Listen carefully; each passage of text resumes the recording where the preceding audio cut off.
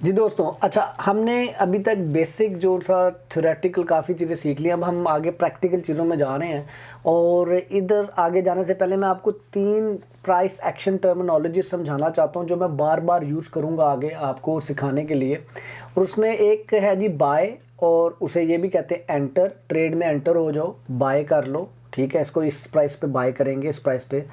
दूसरा सेल या टारगेट, कि ये हमारा टारगेट होगा, ये हम इस प्राइस में हम सेल करेंगे। आपका गोल क्या है? आपका गोल ये है कम में बाय करके हाई में सेल करना, ये गोल है ना, पैसे कमाने आए हैं हम यहाँ पे। दूसरा तीसरी एक चीज़ मैं बार बार यूज ये करूँगा, stop loss. Stop loss, stop loss, कभी भी ट्रेड हमने स्टॉप लॉस के बगैर नहीं करनी। आप में से प्रॉमिस करें, आप स्टॉप लॉस के बगैर ट्रेडिंग करने वाले ट्रेडर नहीं बनेंगे, क्योंकि फिर आप उन 97% लोगों में होंगे जो पैसे लूज़ करते हैं ट्रेडिंग में, और उन 3% लोगों में आपका शुमार नहीं होगा जो ट्रेडिंग में पैसा कमाते हैं। इसलिए बहुत सारे लोग ट्रेडिंग में पैसा लगाते हैं, बड़े मोटिवेशन के साथ आते हैं, लेकिन ये डिसिप्लिन की गेम है।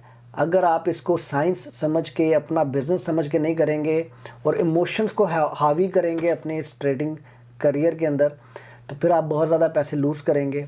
और अगर आप पैसे लूज़ करेंगे तो आप ट्रेडिंग नहीं कर पाएंगे और आप बाकी भी 10 लोगों को बताएंगे ट्रेडिंग ना कर।